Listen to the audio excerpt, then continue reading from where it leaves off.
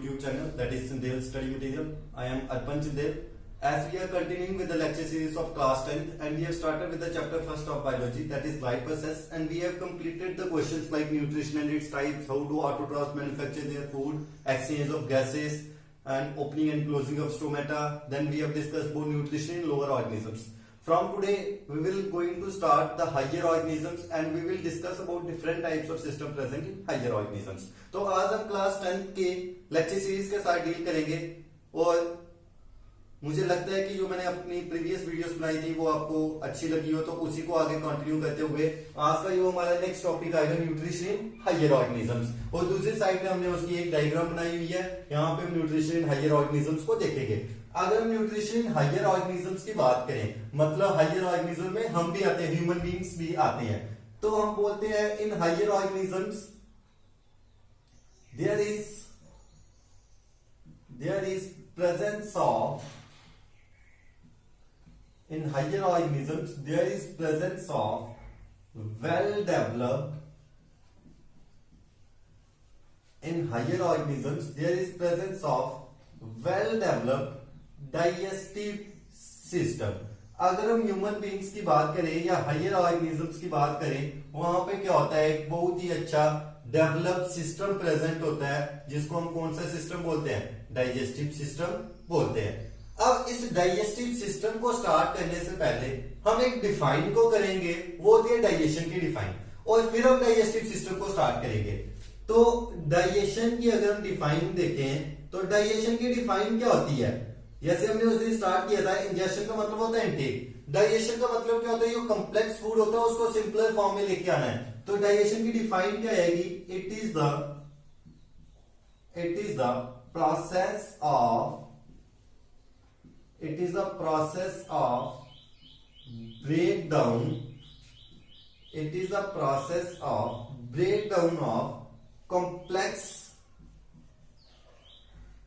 process of breakdown of complex inorganic food into simpler organic form.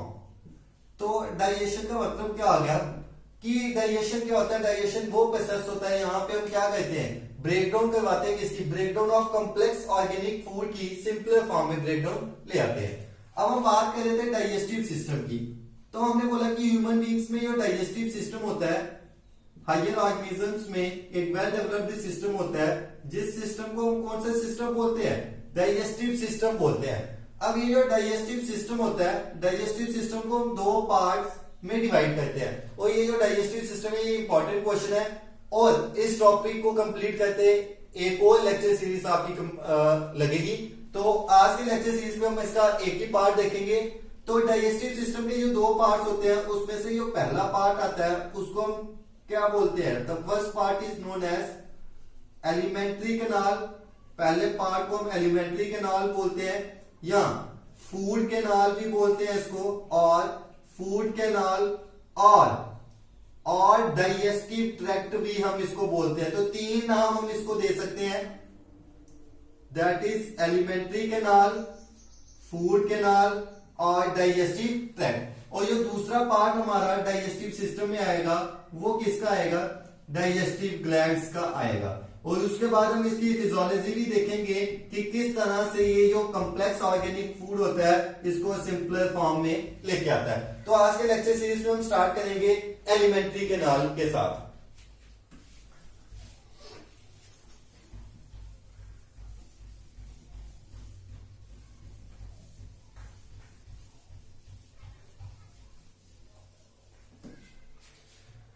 So the first part will be the elementary canal, जिसके दो नाम हमने अभी और किए। एलिमेंट्री कैनाल को हम डाइजेस्टिव ट्रैक्ट भी बोलते हैं, और दूसरी चीज एलिमेंट्री कैनाल को हम फूड कैनाल भी बोलते हैं। तो हम लिखेंगे एलिमेंट्री कैनाल में in human beings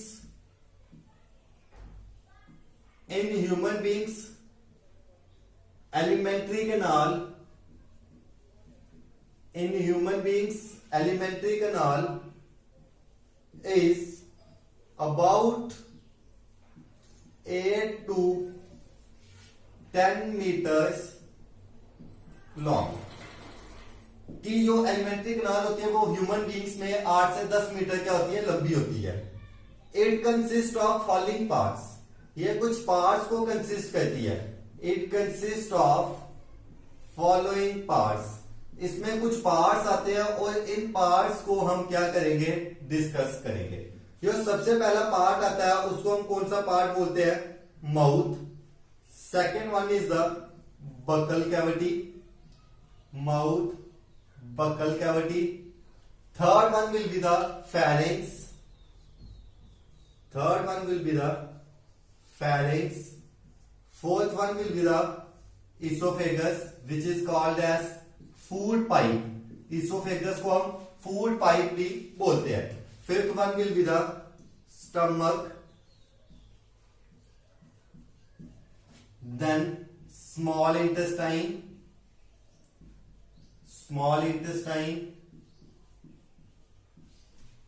large intestine, small intestine, large intestine, and last one will be the anus. तो यो एलिमेंट्री कैनाल होता है ह्यूमन बींग्स में। एलिमेंट्री कैनाल ह्यूमन बींग्स में वेल डेवलप्ड होता है और इसके कुछ पार्ट्स होते हैं जिन पार्ट्स के हमने यहाँ पे नाम लिखे थे। That is the mouth, buckle cavity, pharynx, esophagus, stomach, small intestine, large intestine and anus। तो एलिमेंट्री कैनाल में हम इन सारे पार्ट्स को डिस्कस करेंगे। अगर हम डायग्राम की साइड पे मूव करें तो हमने यहाँ पे पूरे डाइजेस्टिव सिस्टम की डायग्राम बनाई हुई है। तो अगर हम डाइजेस्टिव सिस्टम को देखें तो यहाँ पे सबसे पहला पार्ट आ रहा है जिस पार्ट को हमने क्या नाम दिया हुआ है, माउथ। माउथ के बाद second part buccal cavity, pharynx, esophagus, stomach, small intestine, large intestine and last one is the ends. बीच में कुछ पार्ट्स और भी लिखे हुए हैं, जैसे लीवर है, तो लीवर हम एलिमेंट्री कैनाल में डिस्कस करेंगे। लीवर को हम डाइजेस्टिव ग्लैंड्स में डिस्कस करेंगे। सैलिवरी ग्लैंड है, इसको भी हम ग्लैंड्स में डिस्कस करेंगे। टंग को हम बकल कैविटी के बीच में डिस्कस करेंगे। Pancreas is again A gland. तो इन ग्लैंड्स को हम अलग टॉपिक में करेंगे। आज के टॉपिक में हम सीधे एलिमेंट्री कैनाल को करेंगे कि किस तरह से माउथ में खाना इंटेक होता है, बकल कैविटी में जाता है, फिर किस तरह से खाना ये होता है वो ब्रेक डाउन होकर के सिंपल पार्ट्स में आ जाता है। एलिमेंट्री कैनाल भी एक टॉपिक काफी बड़ा है, तो इसको भी हम 2 पार्ट्स में कंप्लीट करेंगे। तो आज के लेक्चर सीरीज में हम इसके 2 से 3 पार्ट्स को देखेंगे और नेक्स्ट लेक्चर सीरीज में हम क्या करेंगे, डाइजेस्टिव सिस्टम को कंप्लीट करके हम अपने next part that is glands के ऊपर मूव करेंगे। तो एलिमेंट्री कैनाल में जो सबसे पहला पार्ट दिया था वो दिया था माउथ।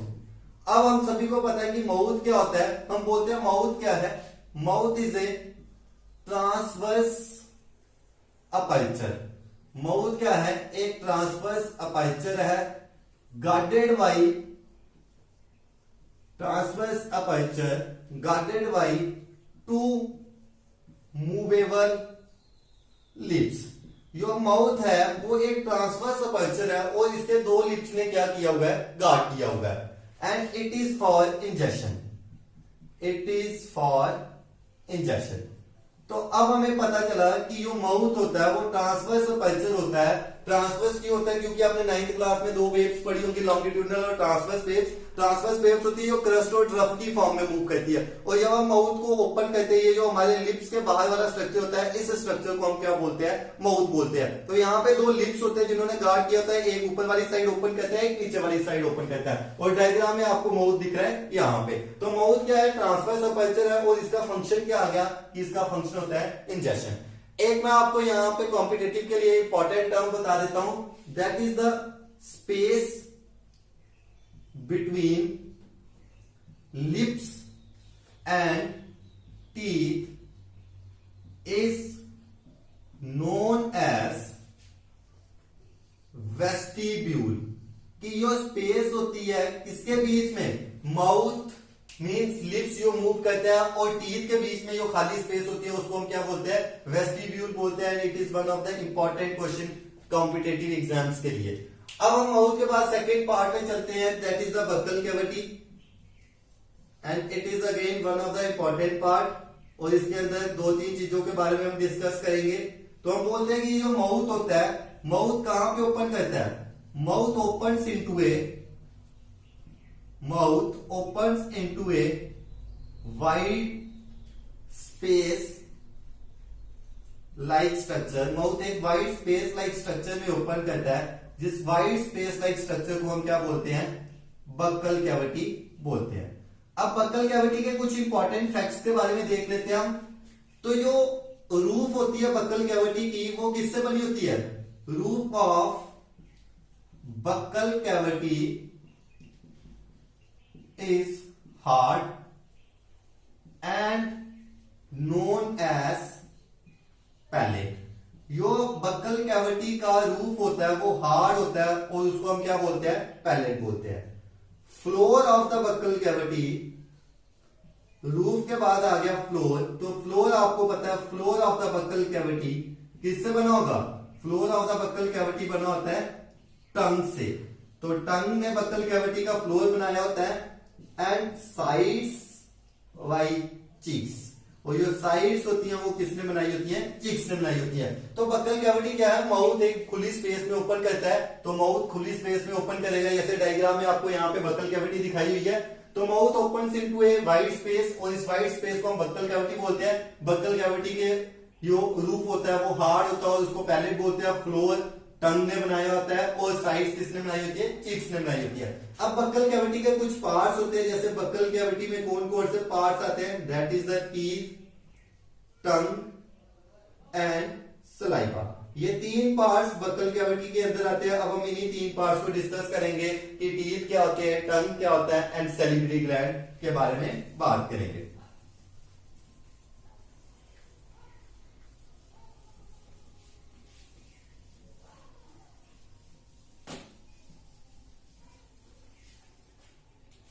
तो सबसे पहला पार्ट आपका आएगा टीथ। तो ह्यूमन बींग्स में आपने पढ़ा होगा teeths are of, there are दो टाइप की क्लासिफिकेशन करेंगे, there are two sets of, there are two sets of teeth in humans. अगर हम ह्यूमंस की बात करें तो ह्यूमंस में दो सेट होते हैं टीथ के।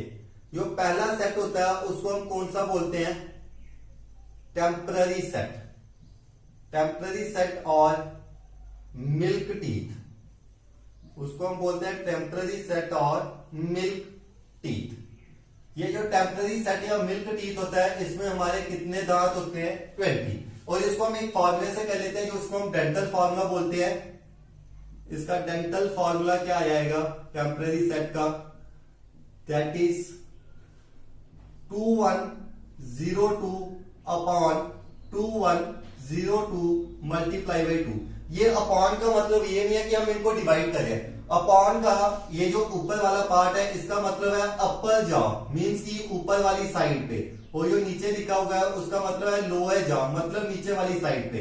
और 2 का मतलब है कि जैसे मैं आपको यहाँ पे दिखा देता हूं कि अपर जॉ का मतलब है कि ये जो जॉ ऊपर वाला पार्ट है, और लोअर जॉ का मतलब है नीचे वाला। और मल्टीप्लाई 2 इसलिए लिखा हुआ है क्योंकि हमने जो फॉर्मूला लिखा 2102 वो सिर्फ ऊपर वाली एक साइड का है और नीचे वाली 2102 एक साइड का है। तो दो पार्ट्स हमारे यहाँ पे रहते हैं, तो वो इसलिए हमने इसको 2 से मल्टीप्लाई किया हुआ है। तो अगर हम देखें 2 + 1 3, 3 + 2 5 + 2 7, 1 8 + 2 10 एंड 10 2 20। तो 20 टीथ हमारे होते हैं।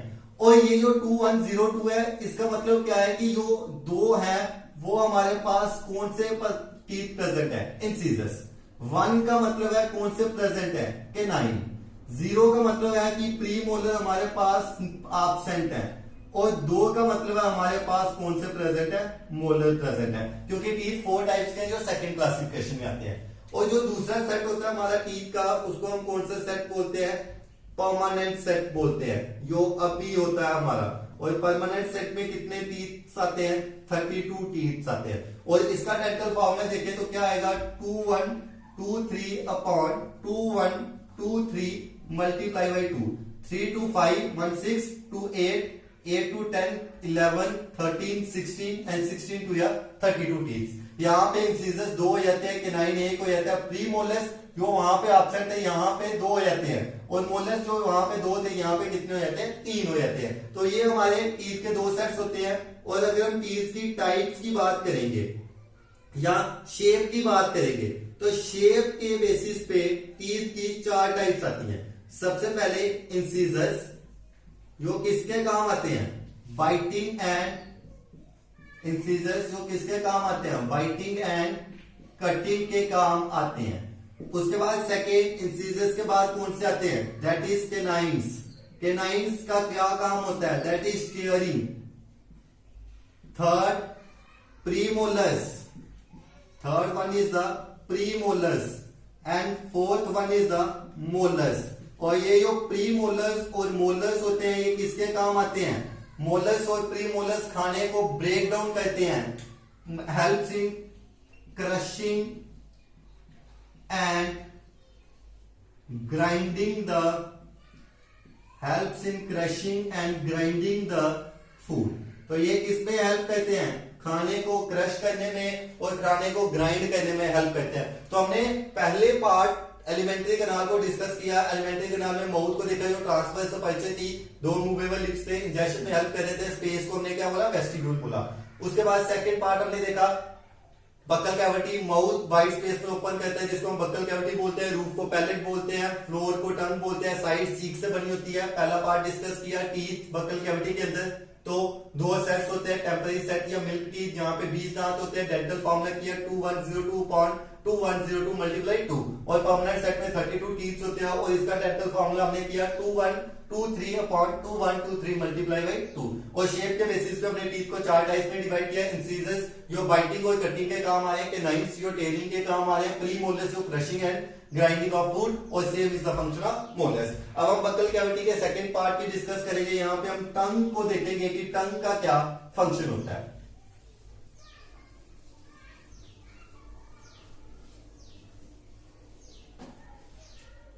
So second part will be the tongue.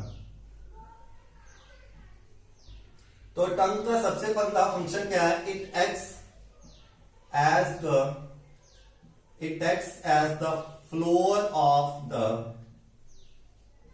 buccal cavity। जो टंग है इसका सबसे पहला फंक्शन होता है कि ये बक्कल कैविटी के फ्लोर का काम करता है। सेकेंड फंक्शन इसका देखें तो इसका सेकेंड फंक्शन क्या आएगा, it consists of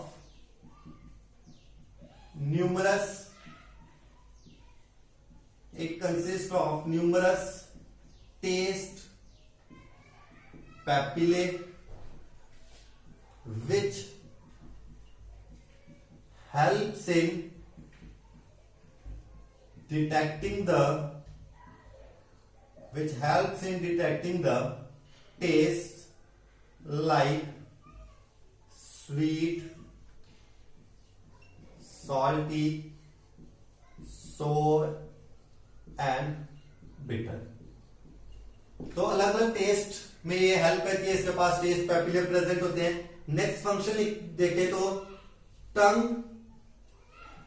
helps in, टंग किसमें हेल्प करती है, आप तो सभी को पता होगा कि जब हम माउथ में फूड को इंजेस्ट करते हैं तो कहां पे रखते हैं, tongue helps in mixing of food with saliva। जो टंग है वो फूड को सलाइवा के साथ मिक्स करने में हेल्प करती है। और लास्ट फंक्शन आएगा टंग का, it is attached to the buccal cavity by a structure, it is attached to the buccal cavity by a structure known as frenulum। अब ये फ्रेनुलम क्या होता है मैं आपको वो भी बता देता हूं। फ्रेनुलम क्या होता है, कई बार हम क्या कहते हैं अपनी टंग को ऊपर उठाते हैं बक्कल कैविटी में, तो हमें नीचे एक पतली सी फिलामेंट सी दिखाई देती है, उस फिलामेंट को हम क्या बोलते हैं, उस फिलामेंट लाइक स्ट्रक्चर को हम क्या बोलते हैं, फ्रेनुलम बोलते हैं। अब हम थर्ड पार्ट को डिस्कस करेंगे बक्कल कैविटी के अंदर, और वो थर्ड पार्ट कौन सा है, that will be the salivary gland. Third part that comes inside buckle cavity is salivary gland, वो आपका आएगा सैलिवरी ग्लैंड। और अगर हम सैलिवरी ग्लैंड के फंक्शन के बारे में देखें तो सैलिवरी ग्लैंड का एक ही फंक्शन आएगा जो हम डाइजेस्टिव ग्लैंड्स में भी करेंगे। सैलिवरी ग्लैंड का फंक्शन क्या होता है, it helps in secretion of, it helps in secretion of saliva. जो सैलिवरी ग्लैंड होता है ये किसकी सेक्रीशन में हेल्प करता है? सैलिवा की सेक्रीशन में हेल्प करता है। और सैलिवरी ग्लैंड के 3 पेयर्स होते हैं जो हम नेक्स्ट लेक्चर में देखेंगे डाइजेस्टिव ग्लैंड्स में। दूसरा फंक्शन अगर हम सैलिवरी ग्लैंड का देखें, the food when gets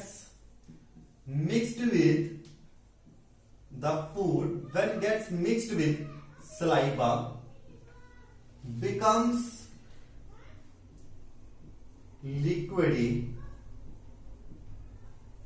and is known as bolus। जो खाना सलाइवा के साथ मिक्स हो जाता है उस खाने को हम क्या बोलते हैं? बोलस बोलते हैं। अब हम इसमें थर्ड पार्ट को देखेंगे, that will be the mouth buccal cavity and third part is the pharynx. Pharynx क्या होता है? आपको यहां पे डायग्राम में दिख रहा होगा कि सबसे पहले यहां से माउथ स्टार्ट हुआ, माउथ के बाद बकल कैविटी आया, बकल कैविटी के पीछे क्या प्रेजेंट है? फेरिंक्स प्रेजेंट है। तो फेरिंक्स हम क्या लिखते हैं? It is a common passage for both air and water.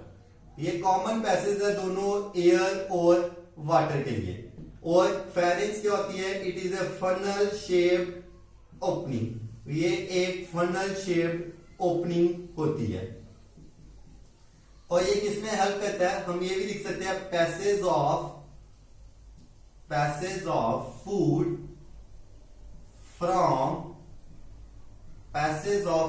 From buccal cavity to oesophagus. ये हेल्प करता है बक्कल कैविटी से फूड को पास करने में इसोफेगस में। और आज के टॉपिक में हम लास्ट पार्ट को डिस्कस करेंगे, that is also the oesophagus.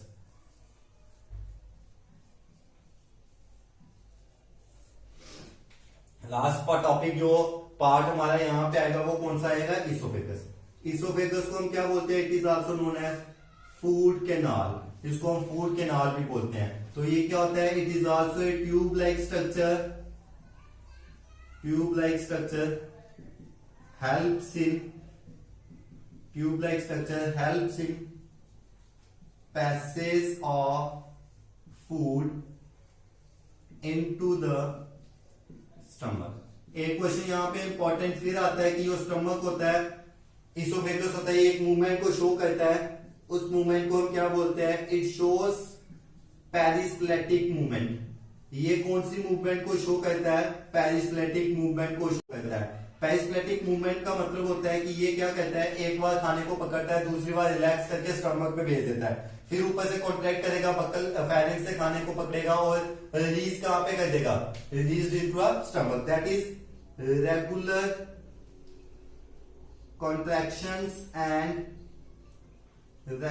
contractions and relaxations।